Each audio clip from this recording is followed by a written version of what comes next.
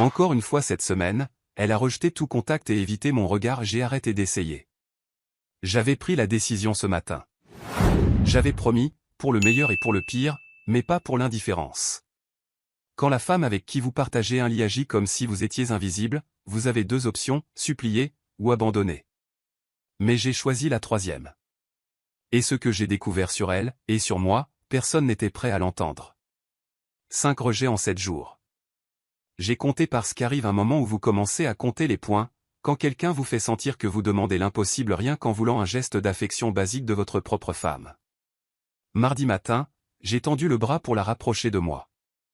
Elle s'est raidie comme si j'avais touché une plaque chauffante et a murmuré quelque chose à propos d'être en retard au travail. Mercredi soir, j'ai essayé de lui tenir la main pendant un film. Elle a trouvé un besoin urgent de vérifier son téléphone, qui a duré tout le film. Jeudi, je me suis penché pour un baiser d'adieu. Elle a tourné la joue et s'est précipitée dehors comme si la maison brûlait. Vendredi, je n'essayais même plus. Mais apparemment, ma simple présence dans la même pièce exigeait qu'elle trouve des excuses pour sortir. Et ce matin, samedi, quand j'ai simplement demandé si elle voulait un café au lit, comme nous le faisions tous les week-ends depuis 3 ans, elle m'a regardé comme si j'avais suggéré quelque chose de répugnant. Je ne suis plus vraiment du matin, a-t-elle dit, sans me regarder. Sans me regarder. Quand est-ce que ma femme a cessé de pouvoir me regarder? Je suis resté planté dans notre cuisine, tenant 2 tasses de café, la regardant faire défiler l'écran de son téléphone avec la dévotion de quelqu'un menant une recherche cruciale. La lumière du matin a frappé son alliance, et pendant une fraction de seconde, je me suis demandé si elle se souvenait encore de ce que cela signifiait. C'est là que quelque chose a fait, clic. Pas une révélation dramatique ou un effondrement émotionnel, juste une compréhension simple et claire, j'étais fatigué d'être le seul à essayer dans ce mariage. J'étais fatigué de me sentir comme un intrus dans ma propre maison. Fatigué de mendier des miettes d'attention de la part de quelqu'un qui ne prenait même pas la peine de soutenir mon regard. J'ai posé les 2 tasses sur le comptoir avec plus de force que nécessaire. Elle a levé les yeux, surprise. Mais tu sais quoi? Tu as tout à fait raison. Tu n'es plus une personne du matin. J'ai pris mes clés sur le porte-clés près de la porte. En fait, ne te prends plus la tête à être quelconque personne avec moi. Problème réglé. La confusion sur son visage était presque comique. Presque. Où est-ce que tu vas? On devait faire les tâches ménagères ensemble aujourd'hui. Je me suis retourné et, pour la première fois depuis des semaines, elle me regardait vraiment. Trop peu, trop tard, non. Parce que, la dernière fois que j'ai vérifié, faire des tâches ensemble exigerait que tu reconnaisses mon existence pendant plus de 30 secondes d'affilée. J'ai ouvert la porte. Ne m'attends pas pour le dîner. En fait, n'attends rien du tout. Ça semble être ta spécialité, de toute façon. J'ai passé la journée à conduire sans but, pensant non pas à ce que j'avais fait de mal ou à comment arranger les choses. Pas à des gestes romantiques ou à une thérapie de couple, ni à aucune des solutions habituelles qu'on suggère quand les mariages traversent une crise. J'ai pensé à ce que je voulais dans ma vie et si j'étais en train de l'obtenir. La réponse était simple. Je voulais me sentir désiré. Je voulais rentrer à la maison et trouver quelqu'un de content de me voir. Je voulais toucher ma femme sans avoir l'impression de commettre un crime. Des choses basiques. Des choses que j'avais avant. Quand je suis rentré ce soir-là, elle préparait le dîner. Elle m'a regardé quand je suis entré et j'ai pu voir les questions dans ses yeux. La légère incertitude. Parfait. Peut-être qu'elle prêtait attention maintenant. Le dîner sent bon, ai-je dit en prenant une bière dans le frigo. J'ai fait ton plat préféré, a-t-elle dit, la voix prudente. C'est attentionné. Je me suis assis au comptoir, mais pas à ma place habituelle, à côté de l'endroit où elle cuisinait. J'ai choisi le tabouret de l'autre côté de la cuisine, créant de la distance. Je suis surpris que tu te souviennes de ce que j'aime. Elle a arrêté de remuer ce qu'il y avait dans la poêle. Qu'est-ce que ça veut dire? Rien. Je fais juste une observation. J'ai bu une gorgée de ma bière, l'observant par-dessus la bouteille. Ça fait un moment que tu ne t'es pas intéressé à ce que j'aime, veux ou ai besoin. Ce n'est pas juste. Juste. J'ai failli rire. D'accord, parlons de ce qui est juste. Est-ce juste que je me sente comme un étranger dans mon propre mariage? Est-ce juste que je doive me demander ce que j'ai fait de mal chaque fois que j'essaie de toucher ma propre femme? Est-ce juste que tu traites le caissier du supermarché avec plus de chaleur que tu ne m'en montres?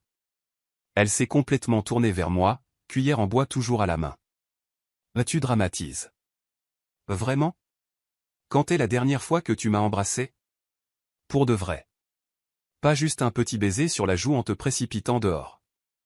Silence. Elle ne pouvait pas répondre parce qu'elle ne s'en souvenait pas. Moi non plus. Quand est la dernière fois que tu as initié un contact physique quelconque? Quand est la dernière fois que tu as semblé contente de me voir rentrer à la maison? Quand est la dernière fois que tu as agi comme si tu voulais vraiment être mariée à moi, au lieu de juste remplir des obligations? Encore du silence. Mais cette fois, je pouvais la voir réfléchir, peut-être même se souvenir. J'ai fini ma bière et me suis levé. Je vais te faciliter grandement la tâche. Tu n'as plus à t'inquiéter de mes tentatives. Tu n'as plus besoin d'inventer des moyens créatifs pour m'éviter, me rejeter ou me faire sentir que je dérange. Considère-moi officiellement hors limite. Qu'est-ce que ça veut dire? Je me suis arrêté à l'entrée de la cuisine. Je veux dire que tu as obtenu ce que tu voulais. Une totale liberté de n'avoir à gérer un mari attentionné. Félicitations. J'ai monté l'escalier, la laissant planter là avec sa cuillère en bois et sa confusion. Pour la première fois depuis des mois, j'ai senti que je reprenais un certain contrôle. Pas sur elle, mais sur moi-même, sur ma propre dignité. Je n'allais plus mendier l'amour de quelqu'un, même pas celui de ma propre femme. La semaine suivante fut fascinante. Pas de manière douloureuse, mais de cette façon dont observer une expérience scientifique se déroulait peut être fascinant. J'avais établi de nouvelles règles pour moi-même et j'allais les suivre religieusement. Lundi arriva avec la routine habituelle, sauf que je ne me suis pas étiré pour l'atteindre au réveil. Je me suis levé, j'ai pris ma douche, j'ai fait mon propre café et je suis parti travailler sans la tentative habituelle de faire mes adieux, qui se terminaient généralement par elle qui me tournait le dos. À la place, j'ai simplement lancé « Je vais au travail » depuis la porte d'entrée et je suis parti. Quand je suis rentré ce soir-là, elle était dans le salon en train de lire. Elle a levé les yeux avec une attente, comme si elle s'attendait à ce que j'aille vers elle pour essayer de l'embrasser en disant bonjour ou pour lui demander comment s'était passée sa journée. À la place, j'ai fait un signe de tête polie et je suis allé directement à la cuisine pour préparer mon propre dîner. « Comment s'est passée ta journée ?» a-t-elle demandé après quelques minutes. « Bien », ai-je répondu, sans développer. Aucun détail sur le projet difficile au travail, aucune anecdote drôle sur mon collègue, aucune tentative de l'impliquer dans une conversation. Juste, bien. Mardi a apporté le premier test. Elle avait besoin d'aide pour déplacer des meubles dans la chambre d'amis. Le « moi » d'avant aurait tout laissé tomber pour aider, faisant probablement des blagues et essayant d'en faire une activité amusante à deux. Le nouveau moi a levé les yeux de mon livre et a dit « Bien sûr, mais je suis occupé là. Peut-être ce week-end. » La surprise sur son visage valait la peine d'être notée. Elle était habituée à une obéissance immédiate, habituée à ce que je sois disponible dès qu'elle avait besoin de quelque chose, sans rien donner en retour.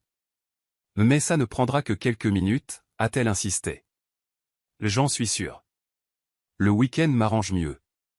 Je me suis replongé dans ma lecture comme si la conversation était terminée. Mercredi soir, elle a essayé une approche différente.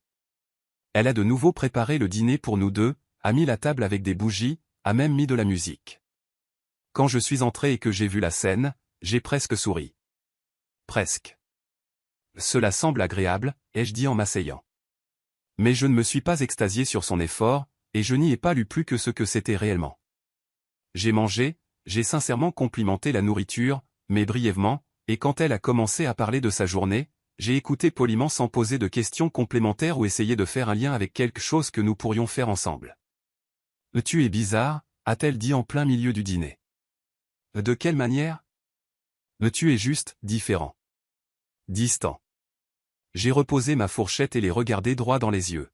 « Je te donne exactement ce que tu demandais depuis un moment.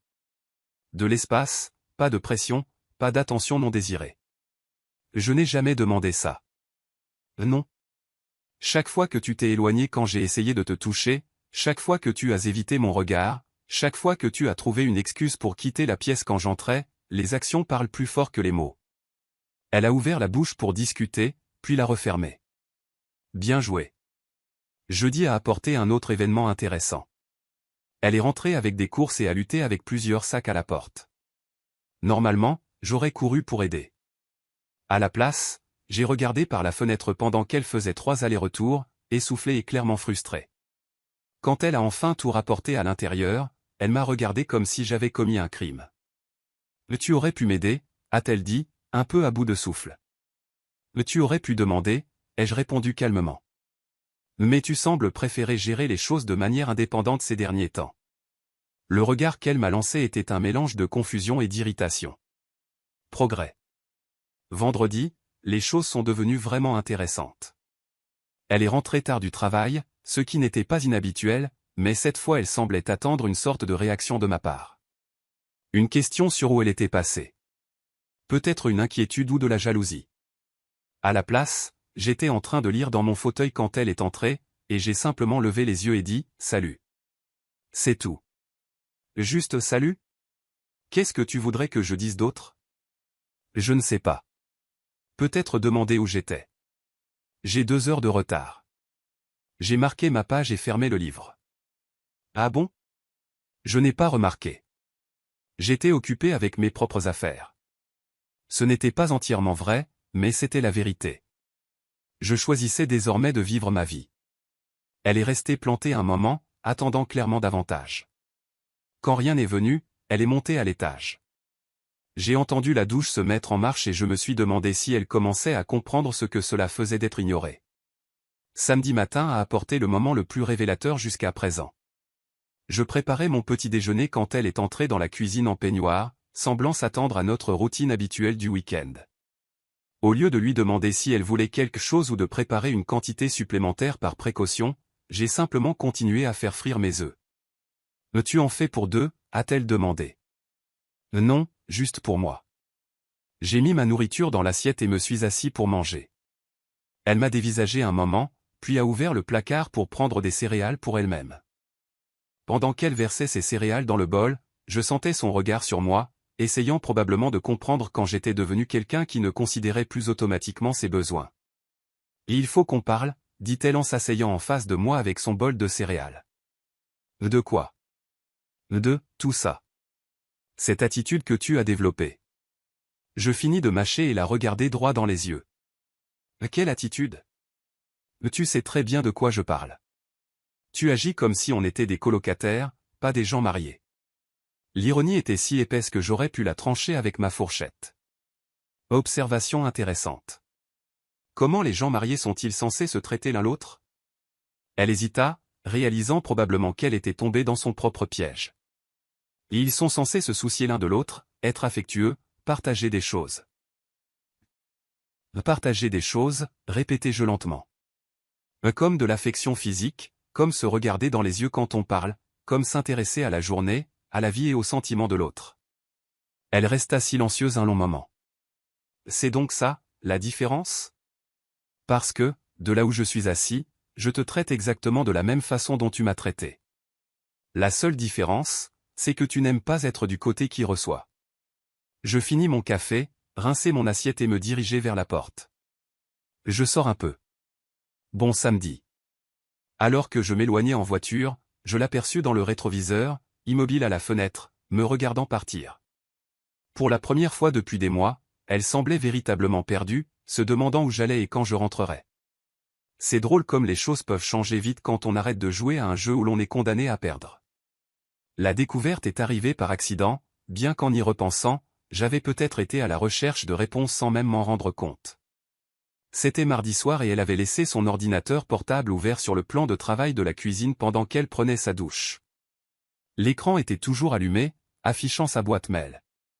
Je n'étais pas en train de fouiller.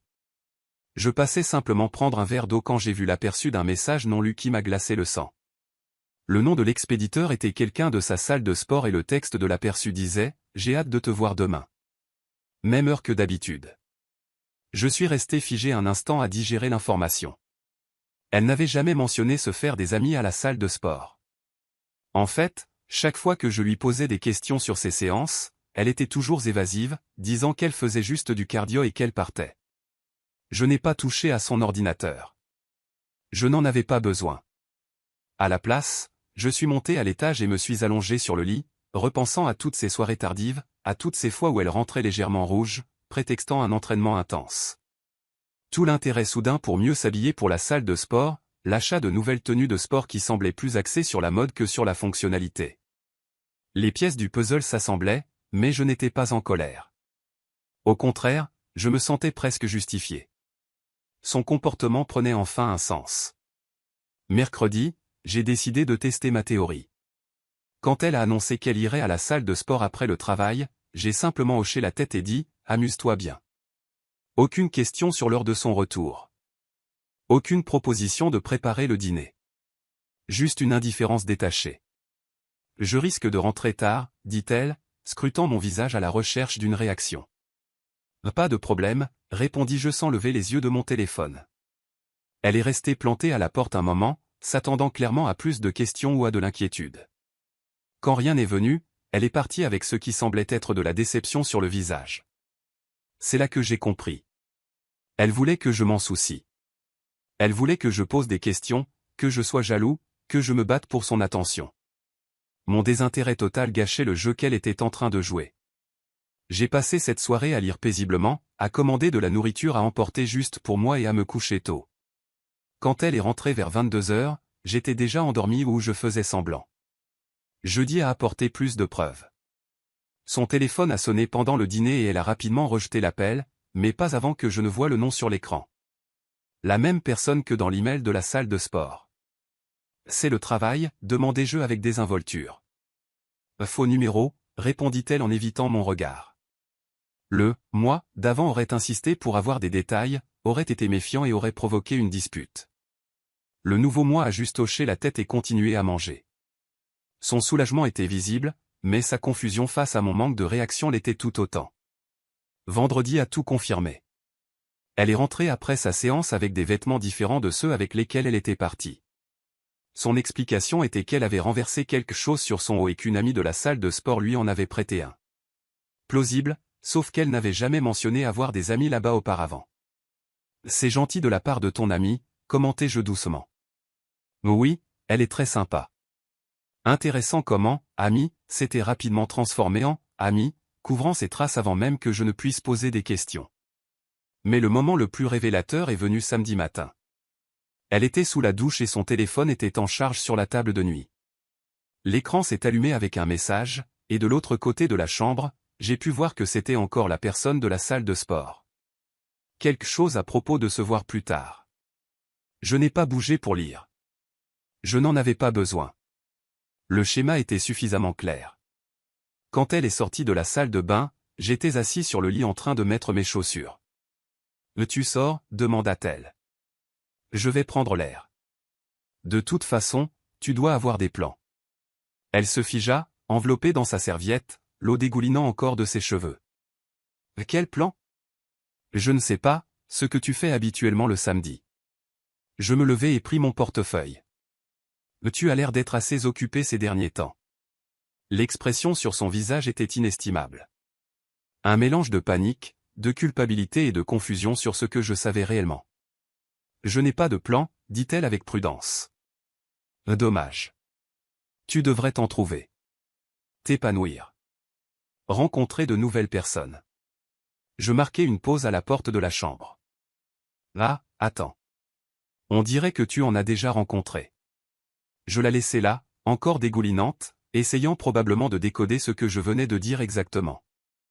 La vérité, c'est que les détails m'étaient indifférents. Que ce soit émotionnel, physique, ou juste le frisson de l'attention de quelqu'un de nouveau, cela n'avait aucune importance. Ce qui importait, c'est que je comprenais enfin pourquoi elle s'éloignait de moi. Ses besoins étaient comblés ailleurs.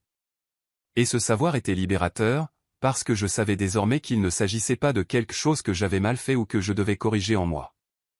C'était elle qui faisait des choix. Et je pouvais en faire aussi. Quand je suis rentré ce soir-là, elle était de nouveau dans la cuisine, ayant clairement passé la journée à ruminer notre conversation du matin. « Il faut qu'on parle » dit-elle dès mon entrée. « Vraiment ?» J'ouvris le frigo et pris une bière. « Tu agis comme si tu savais quelque chose. » Je bus une longue gorgée et la regardai droit dans les yeux. « Je sais beaucoup de choses. Il va falloir être plus précise. La frustration sur son visage devenait familière. Elle n'était pas habituée à me voir aussi calme, aussi maître de moi. Elle était habituée aux réactions émotionnelles, à ce que je sois contrarié, jaloux, ou exige des réponses. Tu es paranoïaque, lâcha-t-elle finalement. Vraiment? Où est-ce que je fais enfin attention? Je m'assis au comptoir, parfaitement détendu. De toute façon, ça n'a plus d'importance. Qu'est-ce que ça veut dire? Je souris, mais ce n'était pas un sourire chaleureux. Ça veut dire que j'ai arrêté de m'inquiéter pour ce qui est hors de mon contrôle. Très libérateur, en fait. Tu devrais essayer un jour. Elle me fixa longuement, cherchant probablement à déterminer si je bluffais. La question, c'est que je ne bluffais pas. J'avais sincèrement cessé de vouloir sauver un mariage avec quelqu'un qui avait déjà renoncé. Cette nuit-là, elle tenta quelque chose qu'elle n'avait pas fait depuis des semaines. Elle vint au port en portant quelque chose de provoquant et tenta d'initier un contact physique.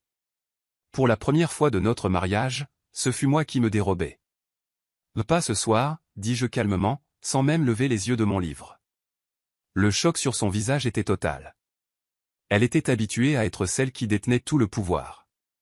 Celle qui décidait quand et si nous serions intimes. Se voir retirer ce pouvoir la laissa sans voix. Mais j'ai pensé que... Commença-t-elle. Tu as pensé quoi? Que je serais toujours disponible dès que tu déciderais de vouloir de l'attention? Je marquai ma page et la regardai. Ces jours sont révolus. Tu ne peux pas me rejeter pendant des semaines et ensuite t'attendre à ce que je sois reconnaissant pour des miettes quand c'est pratique pour toi. Elle resta assise là, sur le bord du lit, réalisant probablement pour la première fois que ses actions avaient des conséquences qu'elle n'avait pas anticipées. Lundi matin apporta la conversation que j'attendais. Elle me coinça dans la cuisine avant que je ne puisse partir travailler, les bras croisés, l'air de quelqu'un qui a passé le week-end à rassembler son courage pour une discussion difficile. « Il faut qu'on règle ce qui nous arrive », annonça-t-elle. Je versai mon café lentement, prenant délibérément mon temps. « Ce qui nous arrive ?» Je pensais que tu avais été très clair à ce sujet ces dernières semaines. Qu'est-ce que ça veut dire? Ça veut dire que tu as agi comme si j'étais un colocataire que tu tolérais à peine, et maintenant je te rends l'appareil. Je pensais que tu apprécierais la cohérence. Elle se déplaça avec inconfort. Ce n'est pas ce que je faisais. Je me tournai pour la regarder, m'appuyant contre le comptoir avec ma tasse de café. Vraiment? Alors toutes ces fois où tu ne supportais pas que je te touche, toutes ces conversations où tu regardais partout sauf moi, toutes ces soirées où tu te souvenais soudain de tâches urgentes au moment où j'entrais dans une pièce, c'était quoi, exactement? J'ai été stressé. Le travail est un enfer, et... Tu as trouvé du réconfort ailleurs. Le sang quitta son visage. Touché. Je ne sais pas de quoi tu parles. Je bus une gorgée de café et souris. Ce n'était pas un sourire agréable. Bien sûr que non. Toutes ces séances tardives à la salle de sport avec ta nouvelle amie. L'intérêt soudain pour être bien habillé pour tes entraînements.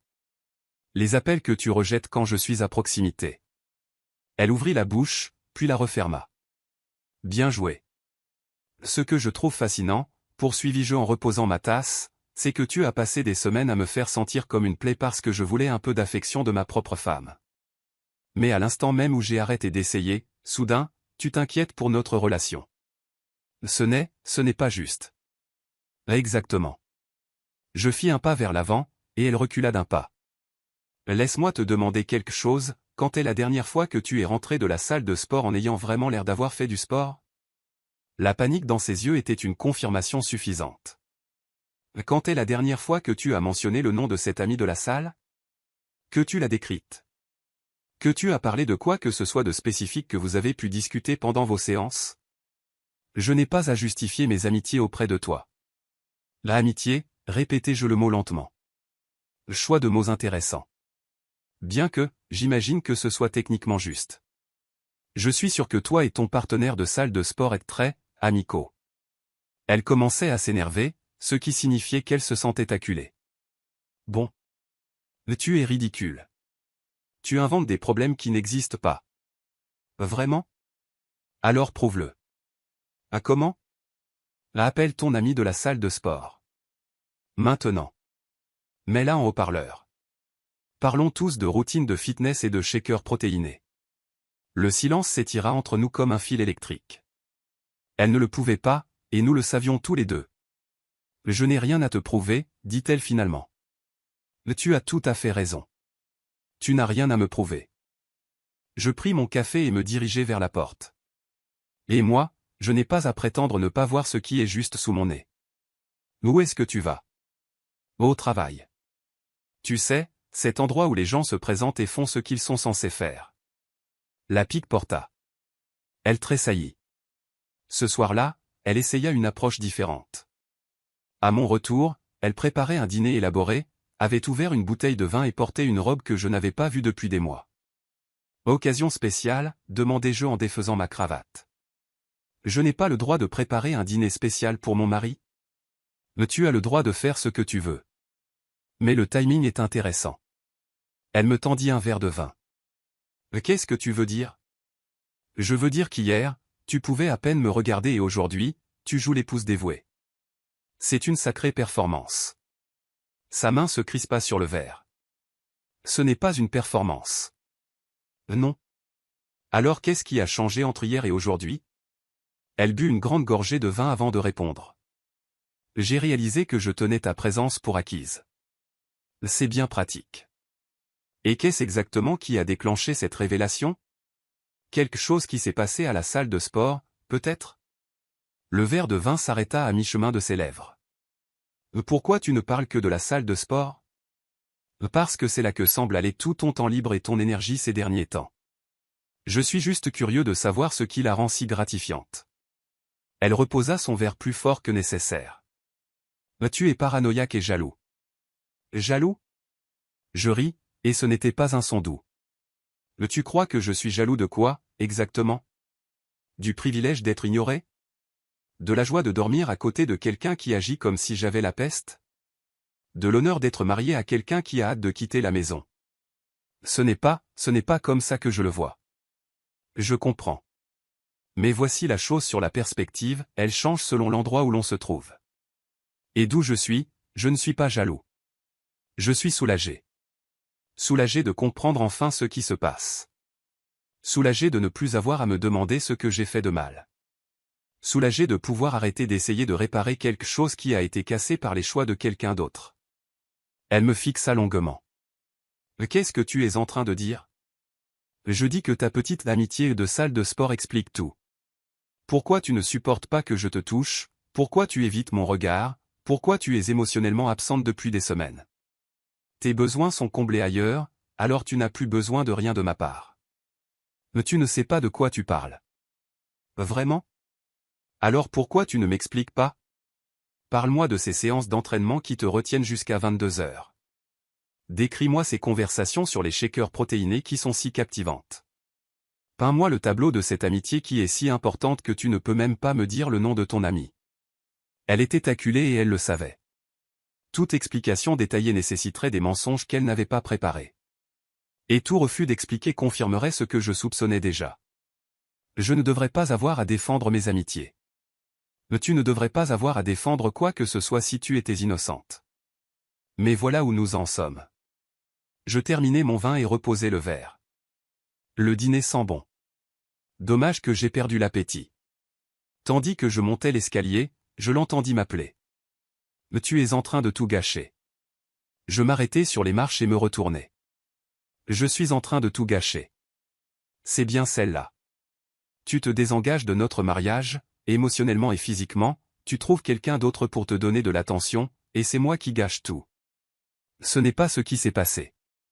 Alors qu'est-ce qui s'est passé? Éclaire-moi.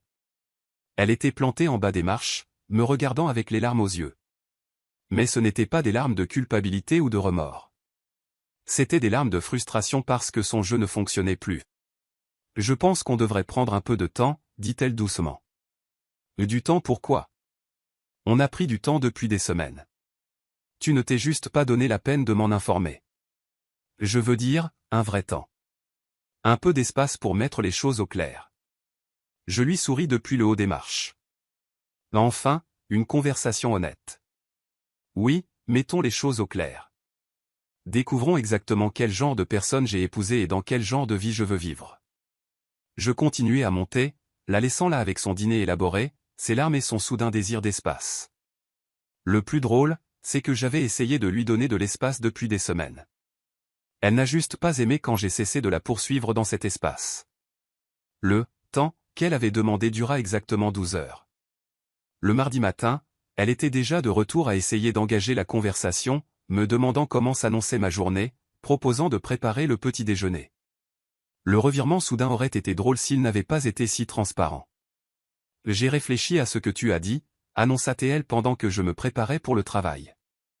À quelle partie? J'ai dit beaucoup de choses. À propos du fait de nous tenir pour acquis. Peut-être qu'on l'a fait tous les deux. Je réglai ma cravate dans le miroir, observant son reflet derrière moi. Théorie intéressante.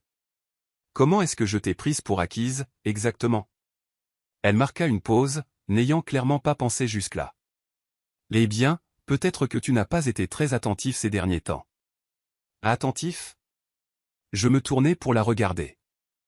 Tu veux dire, genre quand j'ai essayé de te tenir la main et que tu l'as retirée? Ou quand j'ai essayé de t'embrasser pour te dire au revoir et que tu as tourné la joue? Ce genre de manque d'attention? Ce n'est pas ce que je voulais dire. Alors, qu'est-ce que tu voulais dire? Nouvelle pause. Elle se débattait, essayant de réécrire l'histoire en temps réel. Je pense qu'on est juste tombé dans une routine. On a perdu l'étincelle. Notre étincelle. Je pris mon portefeuille et mes clés. Et où exactement es-tu allé chercher cette étincelle? À la salle de sport, peut-être? Le sang quitta de nouveau son visage. Pourquoi tu ne cesses de dire ça? Parce que c'est là que tu passes tout ton temps libre. C'est de là que tu reviens, revigorée, pleine d'énergie. Là où tu as apparemment trouvé quelque chose que je ne peux pas t'offrir. Ce n'est pas comme ça. Alors comment c'est? Décris-le-moi. Elle ne le pouvait pas. Et nous le savions tous les deux. Ce soir-là, les choses ont dégénéré. En rentrant, j'ai trouvé des bougies allumées dans toute la maison, une musique douce en fond, et elle portait une lingerie que je n'avais pas vue depuis notre lune de miel. L'effort était impressionnant, mais le timing était complètement déplacé. Quelle est l'occasion? Demandai-je en posant mon sac. J'ai besoin d'une occasion pour vouloir être proche de mon mari. L'ironie était si dense que je pouvais la goûter. Apparemment non. Bien que ce soit fascinant de voir ce désir apparaître soudainement au moment où j'ai arrêté de te courir après. Elle s'avança vers moi, essayant de paraître séduisante, mais je ne voyais que du calcul derrière ses yeux. « Tu me manques » dit-elle en essayant de déboutonner ma chemise. Doucement, j'écartai ses mains. « Vraiment? Ou est-ce que c'est l'idée de m'avoir comme option de secours qui te manque? Ce n'est pas ça. Non. Pendant des semaines, me toucher était apparemment répugnant. Me regarder demandait trop d'efforts. Être dans la même pièce était une épreuve. Mais maintenant que j'ai arrêté d'essayer, te voilà soudain en proie à la passion. Elle recula d'un pas, la frustration remplaçant la comédie de la séduction. Qu'est-ce que tu veux de moi? Rien. C'est bien là le point. Je ne veux plus rien de toi. Mais tu ne penses pas ce que tu dis. Je le pense absolument. Tu m'as appris une leçon précieuse, vouloir des choses de personnes qui n'ont pas envie de les donner. Considère-moi comme un élève brillant. Mercredi apporta le désespoir. Elle commença à m'envoyer des messages pendant le travail, des photos d'elle, essayant de provoquer ma jalousie en mentionnant d'autres hommes à son bureau. Chaque message était plus transparent que le précédent. En rentrant, elle m'attendait avec une proposition. Je pense qu'on devrait partir en voyage ce week-end. Rien que nous deux. Nous reconnecter. Nous reconnecter à quoi? À une relation où tu dictes toutes les règles? Où tu décides quand je mérite ton attention et quand je ne la mérite pas? Ce n'était pas comme ça. Si, c'était exactement comme ça. Et maintenant que je ne joue plus à ce jeu, tu veux changer les règles. Jeudi, elle perdit enfin patience. Je lisais dans le salon quand elle entra furieuse, téléphone à la main. J'ai résilié mon abonnement à la salle de sport, annonça-t-elle. Félicitations. Je suis sûr que c'était une décision difficile. Mais tu ne veux pas savoir pourquoi. Pas particulièrement. Tes habitudes à la salle ont cessé d'être mon problème à partir du moment où mon opinion a cessé d'avoir de l'importance pour toi. Tu es impossible. Je suis cohérent. Quelque chose que tu pourrais essayer toi-même un jour. Elle jeta son téléphone sur le canapé. Que faut-il? Qu'est-ce que je dois faire pour arranger ça? Arranger quoi? D'après ce que je vois, tout est exactement comme tu le voulais. Tu as ta liberté, ton espace, ton indépendance. Tu n'as plus à gérer un mari attentionné. Mais je veux te gérer, toi. Je veux qu'on redevienne proche. Tu le veux ou tu en as besoin? Parce qu'il y a une différence. Vouloir suggère un désir authentique. Avoir besoin suggère que tu as réalisé que tu ne peux pas avoir le beurre et l'argent du beurre. Vendredi apporta l'option nucléaire. Elle rentra plus tôt du travail, visiblement en larmes, et s'assit en face de moi à la table de la cuisine. « Mais il faut que je te dise quelque chose, dit-elle. Je t'écoute. J'ai été perdu ces derniers temps, sur ce que je voulais, sur nous. Perdu. Choix de mots intéressant. Je me suis peut-être trop rapproché de quelqu'un. Quelqu'un de la salle. Je fermais le magazine que je lisais et lui accordais toute mon attention. Peut-être. Ce n'était pas mon intention. C'est quelque chose qui s'est développé. Et qu'est-ce qui s'est développé exactement? Des sentiments? Une attirance? Je ne sais pas. C'est confus. Je m'adossai à ma chaise, étudiant son visage. Laisse-moi m'assurer de bien comprendre. Tu as été impliqué émotionnellement, et peut-être physiquement, avec quelqu'un d'autre. Et maintenant, tu me le dis parce que j'ai réalisé que c'était une erreur. Parce que je veux qu'on travaille sur nous. Tu veux travailler sur nous maintenant, après avoir travaillé sur quelqu'un d'autre? Ce n'était pas comme ça. Alors comment c'était? Fais-moi un tableau. Aide-moi à comprendre comment ma femme a accidentellement développé des sentiments pour quelqu'un d'autre, tout en éludant activement tout sentiment envers moi. Elle pleurait à présent, mais je ne ressentais rien. Aucune sympathie, aucune colère, aucune jalousie. Juste une froide observation. Je me sentais seul, murmura-t-elle. Seul, répétai-je lentement. Tu te sentais seul en vivant avec quelqu'un qui était désespéré de se connecter avec toi. Seul en étant marié à quelqu'un qui essayait chaque jour de te donner de l'affection. Seul en rejetant chaque tentative que j'ai faite pour réduire la distance entre nous. Je sais ce que ça donne à entendre. Vraiment? Parce que ça donne l'impression que tu voulais la sécurité du mariage avec l'excitation du célibat. Ça donne l'impression que tu voulais un mari à la maison tout en jouant la petite amie ailleurs. Ce n'est peut-être pas ce que tu voulais, mais c'est ce que tu as fait. Et maintenant que ta petite aventure est terminée et je suppose qu'elle l'est, sinon tu ne serais pas là à avouer, tu veux retourner dans la sécurité de ton mariage. Elle hocha la tête à travers ses larmes. Je me levai lentement, marchai jusqu'à la fenêtre et regardai notre quartier. Belle maison, belle pelouse, belle vie. Du moins, en apparence. Voici ce qui va se passer, dis-je sans me retourner. Tu vas faire une valise. Tu vas rester ailleurs pendant un certain temps, et tu vas découvrir qui tu es vraiment quand tu n'as pas plusieurs options à ta disposition. S'il te plaît, ne fais pas ça. Je me retournai pour la regarder. Je ne fais rien. C'est toi. Je décide simplement comment réagir à ce que tu as déjà fait. Je te choisis. Je suis là, en train de te dire que je te choisis. Non. Tu es là parce que ton autre choix n'a pas marché. Il y a une différence. Et franchement, être le lot de consolation de quelqu'un n'a plus rien d'attirant pour moi. L'expression de choc sur son visage laissait entendre qu'elle s'attendait au pardon, peut-être même à de la gratitude pour son honnêteté. À la place, elle apprenait que certains ponts, une fois brûlés, ne peuvent pas être reconstruits avec des larmes et des regrets. Elle ne fit pas sa valise ce soir-là. À la place, elle passa le week-end à essayer de négocier, à marchander comme si notre mariage était un accord commercial qu'elle pouvait sauver avec la bonne offre. Je ferai n'importe quoi, dit-elle dimanche matin. Du conseil, de la thérapie, tout ce que tu veux. Je préparai mon café, suivant ma routine normale, tandis qu'elle était assise à la table de la cuisine, l'air défait. Ce que je veux est simple, dis-je sans me retourner. Je veux être avec quelqu'un qui a vraiment envie d'être avec moi, pas avec quelqu'un qui a besoin de moi comme d'un plan B. Mais je veux être avec toi. Maintenant, tu veux. Après que ton autre option a disparu. Le timing est bien pratique. Elle resta silencieuse un moment. Donc c'est tout. Tu ne vas même pas essayer. Je me retournai pour la regarder, ma tasse de café à la main. Et essayer quoi?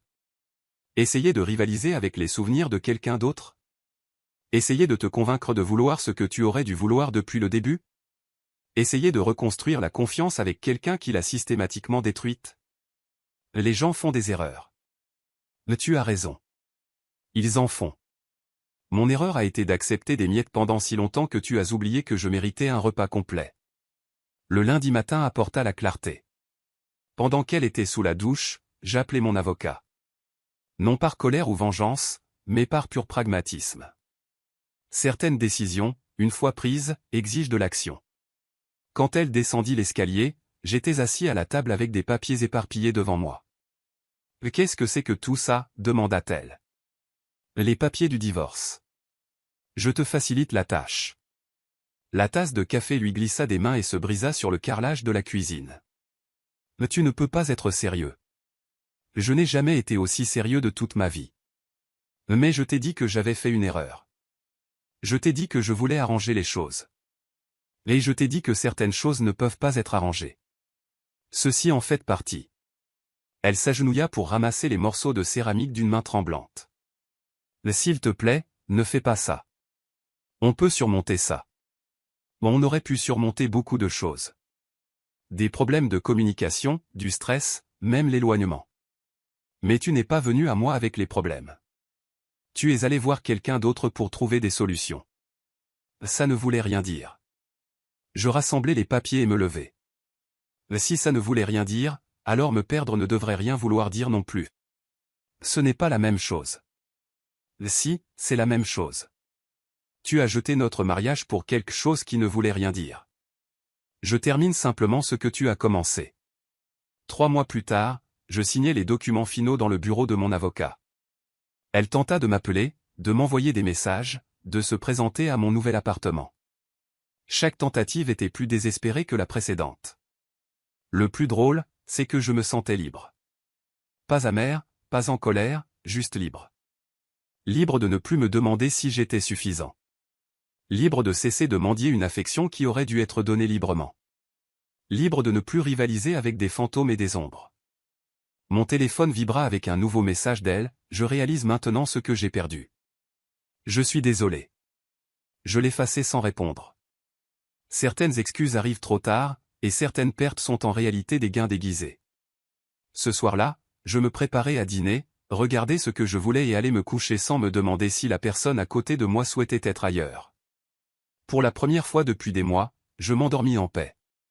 Parce que quand on cesse de courir après des gens qui ne veulent pas être attrapés, on découvre une chose remarquable, on n'a pas réellement besoin qu'ils courent avec vous. Commentaire Monsieur Reddit. Et après cette magnifique leçon de communication et de fidélité, notre héros a vécu heureux et en paix, tout en se demandant comment les gens confondent encore un mariage et au cours de gym où on peut tester plusieurs équipements. La morale de l'histoire, mes chers éditeurs? Si votre moitié commence à faire plus d'heures à la salle qu'avec vous, vérifiez bien si elle y travaille ses biceps ou autre chose.